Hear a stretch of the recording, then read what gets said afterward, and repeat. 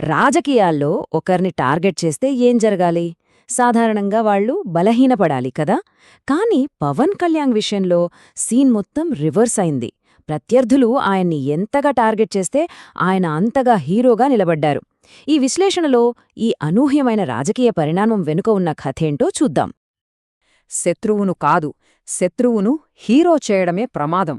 ఆంధ్రప్రదేశ్ రాజకీయాల్లో వైఎస్ఆర్సీపీ విషయంలో సరిగ్గా ఇదే సూత్రం వర్తించింది. వాళ్లు పవన్ కళ్యాణ్ని బలహీనపరచాలని వేసిన ఎత్తుగడ చివరికి వాళ్లకే ఎలా దెబ్బకొట్టిందో ఇప్పుడు చూద్దాం. ఈ నంబర్ చూడండి, 11. జస్ట్ 11.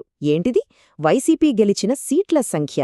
5 ఏళ్ల క్రితం 151 సీట్లతో అఖండ విజయం సాధించిన పార్టీ ఇప్పుడు కేవలం 11 సీట్లకు ఎలా పడిపోయింది? దీనికి చాలా కారణాలుండొచ్చు, కాని అందులో ఒక ముఖ్యమైన వ్యూహాత్మక తప్పిదం పవన్ కళ్యాణ్ను టార్గెట్ చెయ్యటం.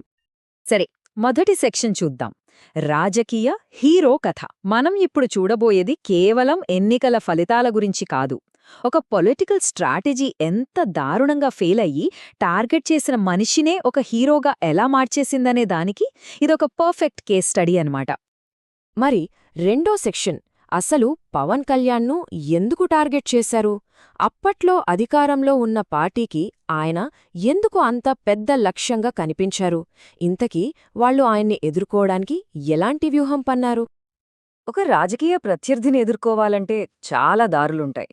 వాళ్ల పాలసీల్ని విమర్శించొచ్చు, ఇచ్చిన హామీల్ని నిలదీయొచ్చు. కానీ వైసీపీ వెళ్లిన దారే వేరు. వాళ్ల స్ట్రాటజీ పాలసీల మీద కాదు, పర్సనల్ అటాక్. వాళ్ల స్ట్రాటజీ రాజకీయ విమర్శ కానే కాదు, అది పక్కా వ్యక్తిగత దాడి. బూతులు, వెటకారాలు, ఆపకుండా దత్తపుత్రుడు, పావల అంటూ పేర్లు పెట్టి మరీ దాడి చేశారు. ఇది రాజకీయంగా ఎదుర్కోవడం అస్సల్కాదు, కేవలం వ్యక్తిత్వాన్ని దెబ్బతీయాలనే ప్రయత్నం. ఇంకో విషయమేంటంటే, ఈ దాడి ఎవరో ఒకరిద్దరు లీడర్లు సరదాకే అప్పుడప్పుడు అన్న మాటలు కాదు. సోర్సెస్ ప్రకారం చూస్తే ఇది పక్క ప్లాన్తో పార్టీ లెవెల్లో జరిగింది. టార్గెట్ చాలా క్లియర్. పవన్ కళ్యాణ్ని పొలిటికల్గా కాదు, పర్సనల్గా డ్యామేజ్ చేయాలి. అయితే ఇక్కడే అసలు ట్విస్ట్ మొదలైంది. కథ మొత్తం యూటాన్ తీసుకుంది. వాళ్లు ఏ అస్త్రాన్నైతే పదును పెట్టారో అదే వాళ్లమీదికి తిరిగొచ్చింది. ఒకర్ని ఎంత తొక్కాలని చూస్తే వాళ్లు అంత పైకి లేస్తారంటారు కదా, దానికి ఇదే పర్ఫెక్ట్ ఉదాహరణ. సరే, ఇంతలా రెచ్చగొట్టారు, పర్సనల్గా తిట్టారు. తర్వాతేమైంది? వాళ్లనుకున్నది జరిగిందా, లేకపోతే సీన్ రివర్స్ అయిందా? ఆ రెచ్చగొట్టే వ్యాఖ్యల తర్వాత పవన్ కళ్యాణ్ రియాక్షన్ వేరే లెవెల్లో ఉంది. అది కేవలం ఆవేశం కాదు, ఆలోచనతో కూడిన ఆవేశం. జగన్గారి పాలనలో ఉన్న లోపాలని జనానికి సింపుల్గా అర్థమయ్యేగా ఊరూరికి వెళ్లి చెప్పారు. దీంతో కూటమి బలోపేతమైంది. జనసేన పార్టీపై గౌరవం పెరిగింది. జనాల్లో ఒక క్లారిటీ వచ్చింది. దీన్నే మనం టర్నింగ్ పాయింట్ అని పిలవచ్చు. వాళ్లు ఏ దాడినైతే ఆయనను బలహీనపరచడానికి వాడారో అదే దాడి ఆయనకు అతిపెద్ద స్ట్రెంగ్త్గా మారింది. ఆంధ్రప్రదేశ్ రాజకీయాల్లో ఇదే అసలైన గేమ్ చేంజర్. మరి ఇంత పక్కాగా వేసిన ప్లాన్ ఎందుకు ఫెయిల్ అయింది? ఈ విశ్లేషణ ప్రకారం దానికి ఒకే ఒక్క కారణం కనిపిస్తోంది: అహంకారం.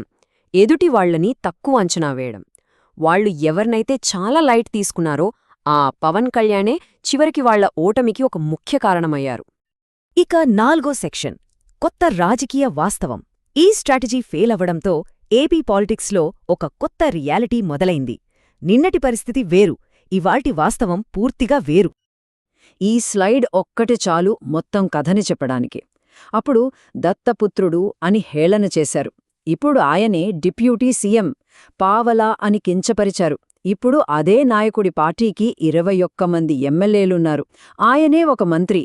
ఈ మార్పు చూస్తే రాజకీయాల్లో ఏమైనా జరగొచ్చనిపిస్తుంది. ఇక్కడే ఒక ఆసక్తికరమైన విషయమేంటంటే, ఈ పర్సనల్ అటాక్స్ చివరికి వైసీపీ సొంత సపోర్టర్స్కే నచ్చలేదు. సోషల్ మీడియాలో వాళ్లలో కొంతమంది అయ్యా కొంచెం గౌరవంగా మాట్లాడితే ఏమవుతుంది అని అడగడం మొదలుపెట్టారు. అంటే అర్థమేంటి?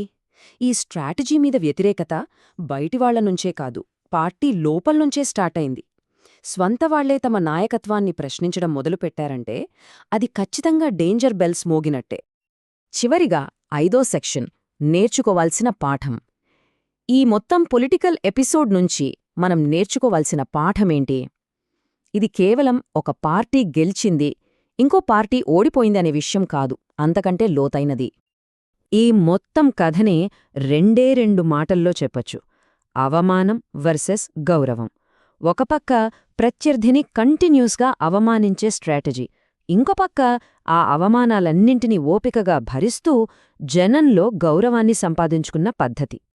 సో, ఈ విశ్లేషణ మనకు చెప్పే పొలిటికల్ రియాలిటీ ఒక్కటే: మీ ప్రత్యర్థిని మీరు పర్సనల్గా అవమానిస్తున్నారంటే జనాల దృష్టిలో మీరు వాళ్లని హీరోని చేస్తున్నట్టే లెక్క. ఇది ఆంధ్రప్రదేశ్ రాజకీయాల్లో అక్షరాల ప్రూవైన నిజం.